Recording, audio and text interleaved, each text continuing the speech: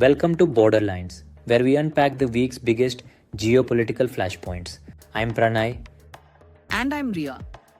Today, fireworks at the UN General Assembly as India and Pakistan traded barbs over terrorism and the horrific Pahalgam massacre.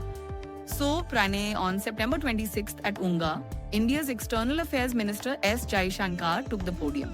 He opened with a clear message. Terrorism is a state policy for Pakistan.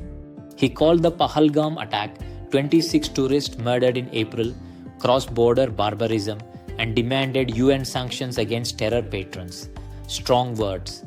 Then Pakistan's Prime Minister Shehbaz Sharif responded, accusing India of hypocrisy. He slammed New Delhi for suspending the Indus Waters Treaty and revoking Kashmir's autonomy. Sharif branded Jaishankar's speech absurd theatrics and shifted focus onto Kashmiri's right to self-determination. Let's zero in on Pahalgam. These were foreign tourists, Indian and international, murdered by militants linked to Lashkar-e-Taiba's offshoot, the Resistance Front. India points fingers at Pakistan's intelligence services for nurturing these groups. Jaishankar called for a UN-led probe. Pakistan insists the attack was a homegrown outrage, not state-sponsored. Beyond terror, there's water.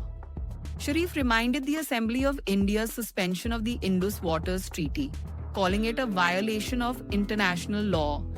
That raises the stakes, not just cross-border terror, but also control over rivers that feed millions in Pakistan. It's a two-front battle, terrorism and resource security. So, what does this mean for regional stability? Unchecked, it risks skirmishes along the line of control. Both sides have already mobilized troops. Global powers, the US, Russia, China, urged restraint. But will their warnings translate into action on the ground? Key takeaway, India is weaponizing diplomatic forums to spotlight terror sponsorship, while Pakistan highlights perceived Indian overreach in Kashmir and water treaties. Next steps. India will lobby Security Council members for renewed sanctions. Pakistan will counter through its UN allies. This flashpoint could flare again after any border incident. That's our deep dive on the UNGA showdown over terrorism and the Pahalgam tragedy. Thanks for listening to Borderlines. Subscribe for more frontline analysis on South Asia's toughest disputes. Until next time, stay informed, stay engaged.